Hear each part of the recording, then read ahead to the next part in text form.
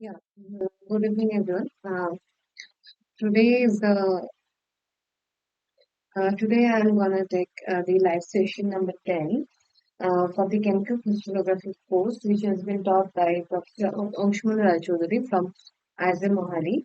We are almost at the end of the course, and uh, I'm the PMRF TA of this course. I'm Shani Barman from IIT Hyderabad. Now, in this week 10, sir has taught us about details about the phase problem. We have already known that what a phase problem is, and in this week, sir has taught us what it is actually in an elaborative method, and also he has gone in really details of the structural refinement methods like direct methods, and he has taught about the sigma and plate relationship and the Patterson method for the heavier elements, structural refinement method. Now, coming to the problem solving section, the first question is these questions are from the quiz number 9, which you should have been submitted in the last week only.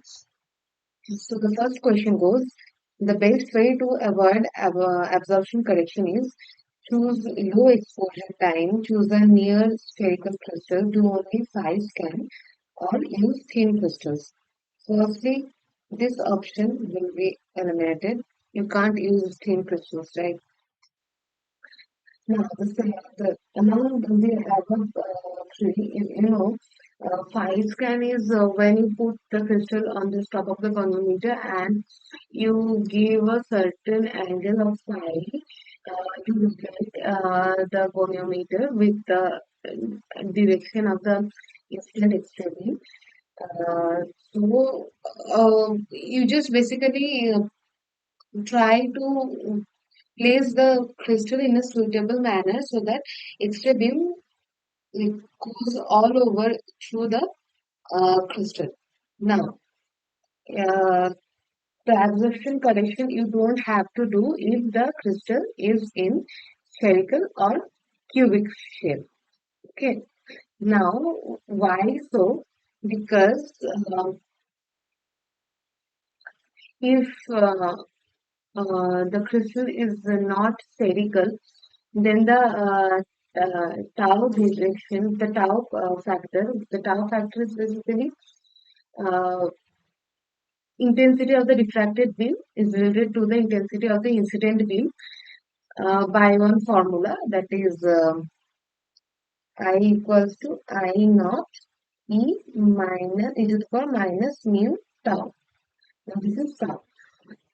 So what happens if for irregular crystal or non-spherical crystal, this tau keeps changing in every direction in the crystal structure.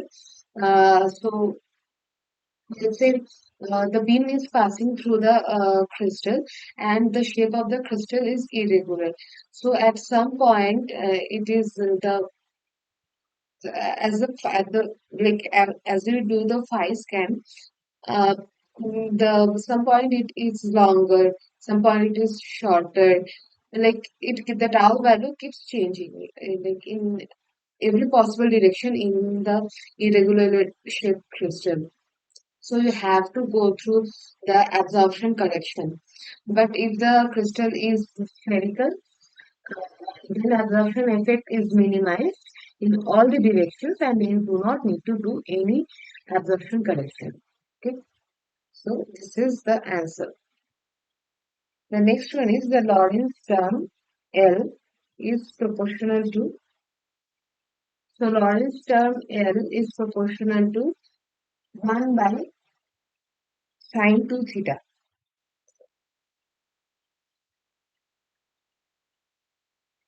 Okay, so Lorentz term is related to 1 by sine 2 theta.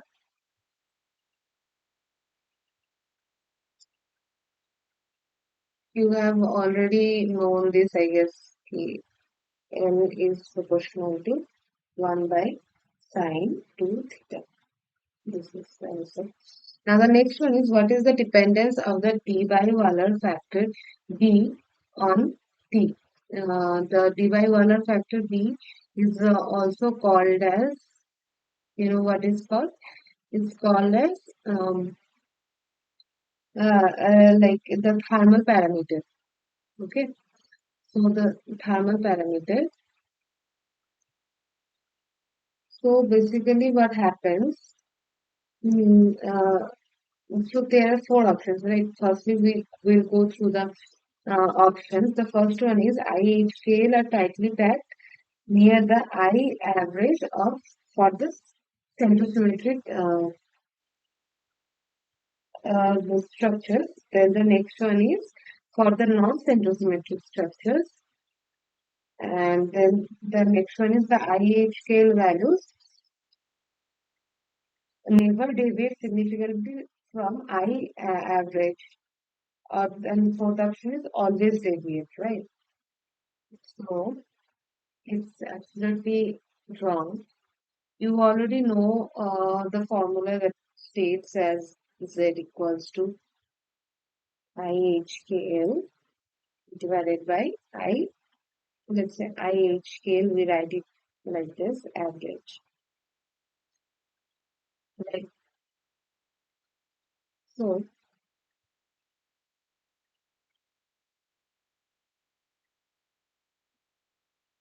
So what is proposed is the intensities for IHKL are more tightly packed for non-centrosymmetric structures.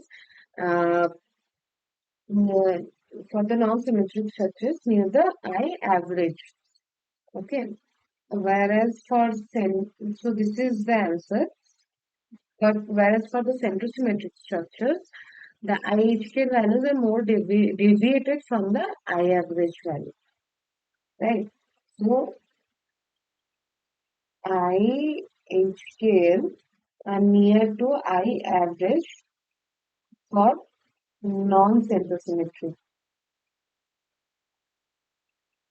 But this deviates a lot than I average when it's centrosymmetric.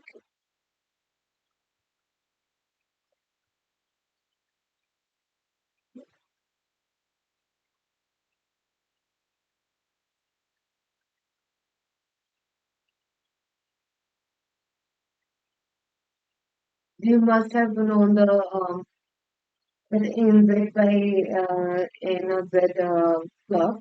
So according to that, you also can come to this conclusion that IH scale are closer to I average for the non-centrosymmetric ones. Okay.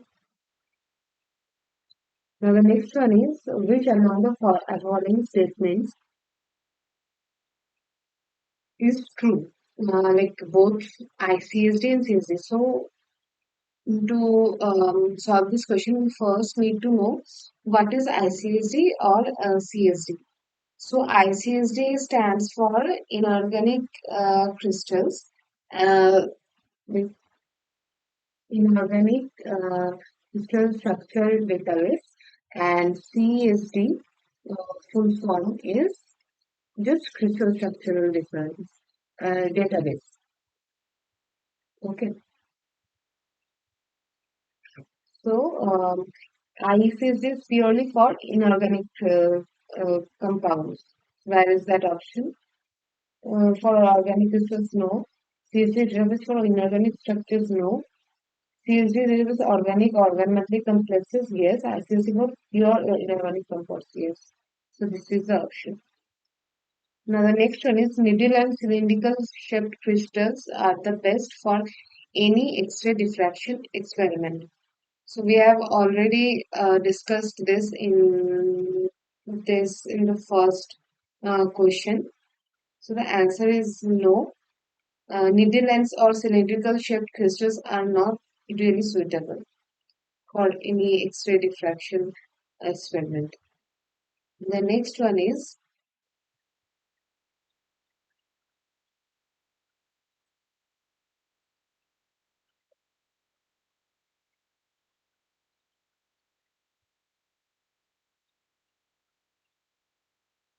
yeah. So the Next one is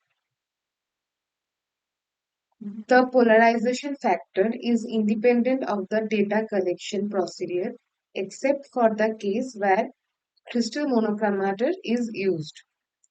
Is it true or false? Yes, it's true. Uh, the polarization factor is independent of the data collection so, of the data collection procedure except for the case where crystal monochromator is used. Now, the next one is the thermal vibration depends upon the bonding of an atom within a molecule. Yes, it's correct. Like from the common sense only, you can tell that within an atom, like how the like within a molecule, how the atoms are bonded with each other. Thermal vibration depends upon that only. Like we say the bond vibrations, right? So that's what it all about. The next one is Schroeder's law deviate for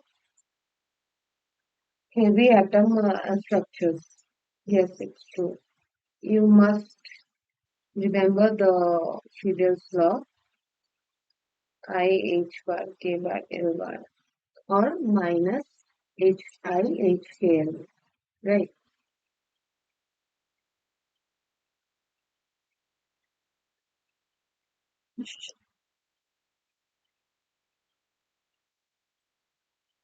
But um, but we should know that why so. So you should question yourself why Friedel's law deviate for heavy atom structures.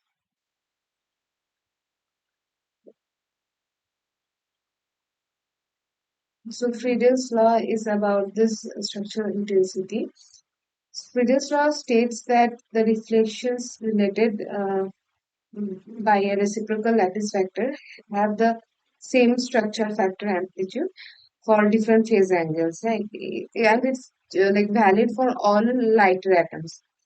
However, for heavy atoms, due to the factors like anomalous dispersion and presence of significant absorption effects, so that's why deviations come into the picture. So, like anomalous dispersion leads to variations in the scattering factors, affecting the phase information. Uh, and also, the heavy atoms exhibit like it absorbs the X-rays. It may absorb X-rays. It has the tendency. So the intensity and phase relationships also gets affected, right? So these are the various reasons for why Friedel's law deviate for heavy atom structures. Now the next one is the NZ versus Z plot is used to identify the presence or absence of inversion in a crystal. So you must remember that this uh, fact is proposed by Howell, Phillips, and Rogers in 1950. So what they stated that NZ, which is the fraction of reflection, less than z when z equals to 0.1, right? So they plotted in z versus z, and the base fit line is like they have indicated it as a center symmetry. No, it's for yeah. So in case of center symmetric structure, it may be the case that the points are falling like that. So the base fit line represents a straight line. Whereas for a non-heterosymmetric structure, these lines indicate a deviation from straight line and rather go like curve. Okay,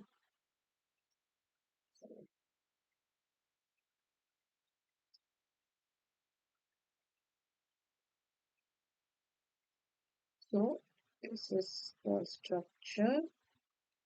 Say in Z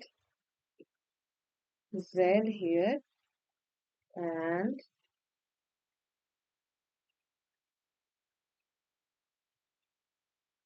This is for non-centrosymmetric. And this is for centrosymmetric.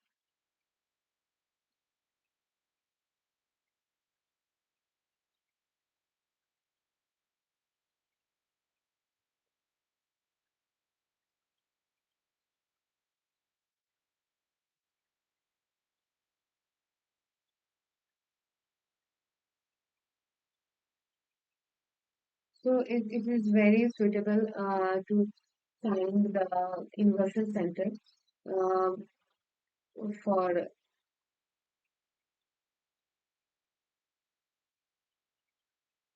centrosymmetric structures. So this part is like severely used. The next one is which is true for the scattering factor F. Now you already know that scattering factor F. You must remember the formula of the scattering factor.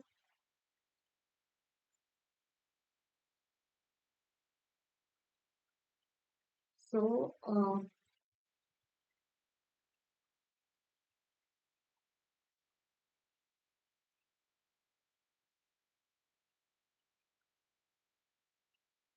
and if the small f is the atomic scattering factor, and um, as the scattering angle increases, f reduces below a certain value of z due to more and more destructive interferences between z scattered waves, right?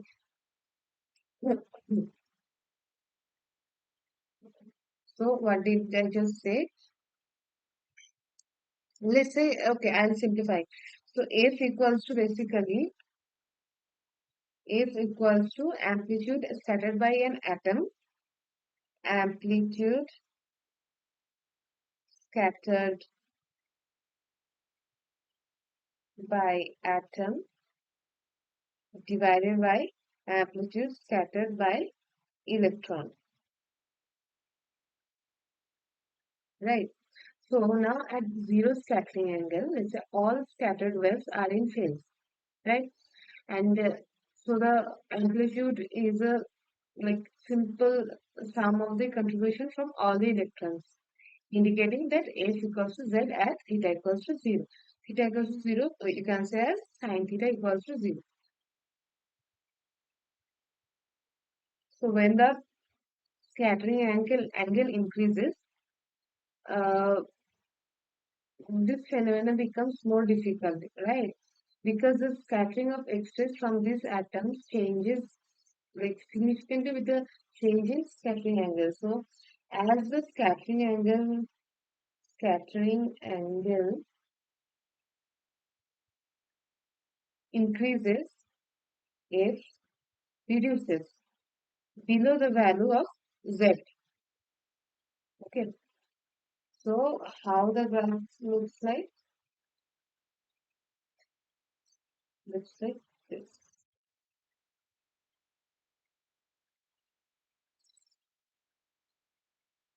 Okay. So here it is Z equals to 0 here, and this axis is F axis, second factor. And this is sine theta by lambda. This is the image.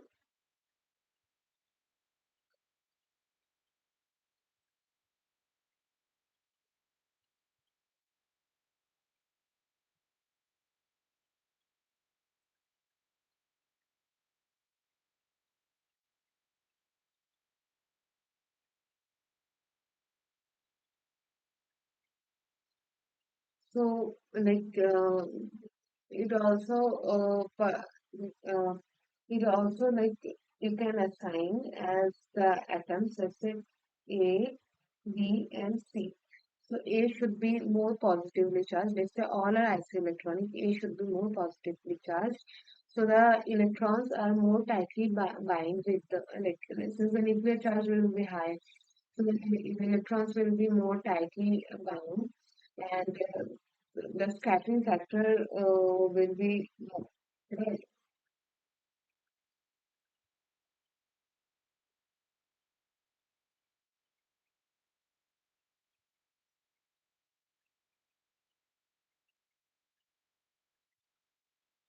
So basically, scattering factor changes with different atoms.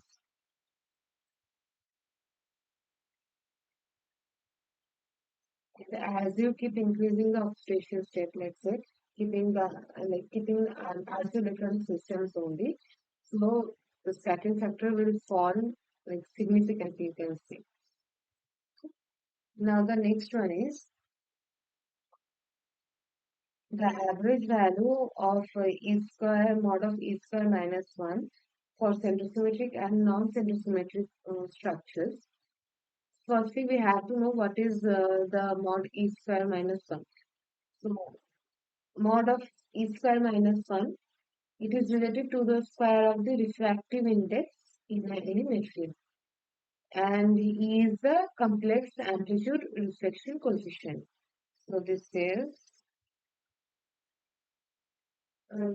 you can say it's proportional to refractive index of a material, right? And E is complex amplitude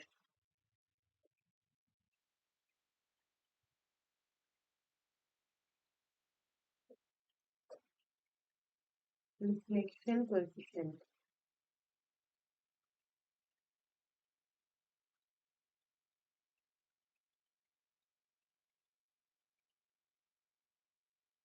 So refractive index, what it basically measures, it measures how much light can like get absorbed when the light passes through the material. So for centrosymmetric materials, the refractive index is real and it is typically zero. This is typically zero, like closer to zero. But for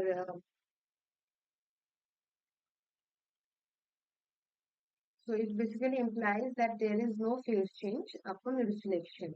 Whereas for non-centrosymmetric structures, the E square minus 1 is not related to, is not equals to 0 and it has a certain value.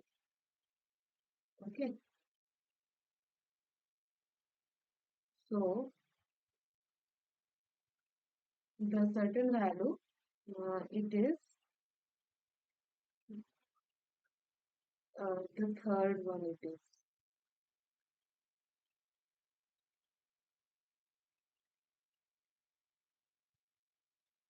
Yeah. So this is the one. So the for centrosymmetric it is 0.968 to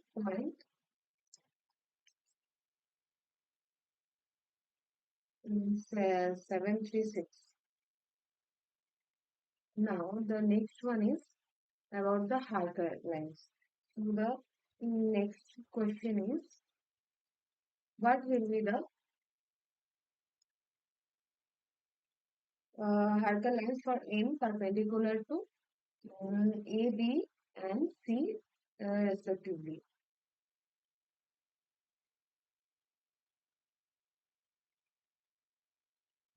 So basically you should know that Harker lines are related to the twofold like any crystal which possess a twofold symmetry. So twofold symmetry is not necessary that it should be only twofold symmetry, but also it should have like a screw axis or maybe a vacuum, but mostly it possesses a screw axis. So the answer of this question will be the hyperline that for M perpendicular to A will be this one, U. Like, let's say for X, Y, and Z axis, there are three axes, right? For X, we call it A, Y, we call it B, and Z is called it Z axis, we consider it as T axis. So, the first one, M perpendicular to A means only that value will come like U, 0, 0. For B axis, it will be 0, V, 0. For C axis, It will be UVW.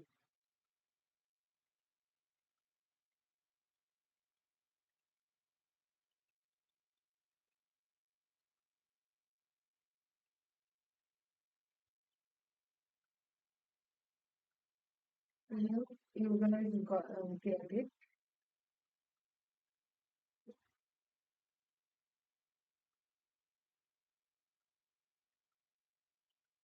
The next one is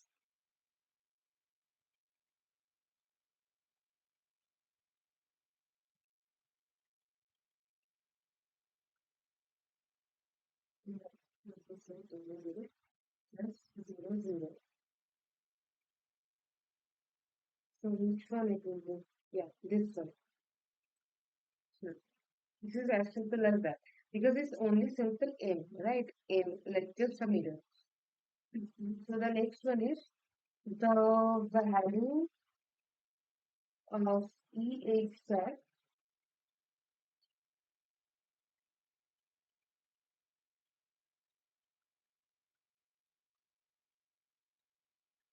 Yeah. So the next one is the value of EH star is equal to 1. Yes, it's always true. You should always remember this thing. And the next question also the mod of EH and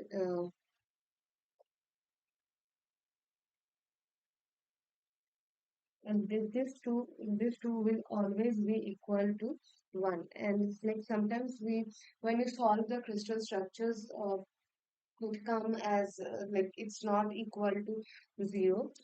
Maybe it's in some cases it doesn't come like as equals to like really 0, but it should be as close to sorry, I'm telling 0. It's like maybe in all cases it doesn't come as EH square or UH values are equals to 1, but but it's only correct when it's 1. So you may have some disorder or something, some problem in your crystal structure while solving, or it should be like as close to 1. Okay.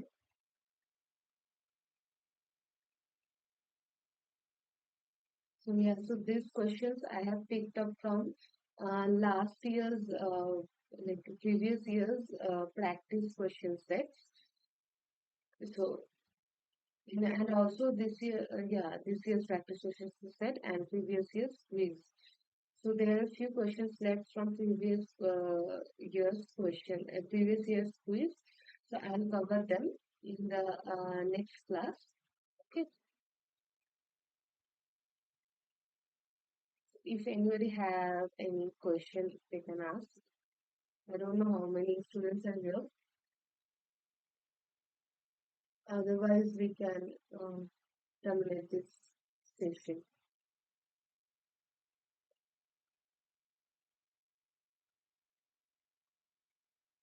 Okay. So this week assignment, week 10 assignment, submission deadline is 4th October. Please do submit your assignment. Okay. Okay. Thank you.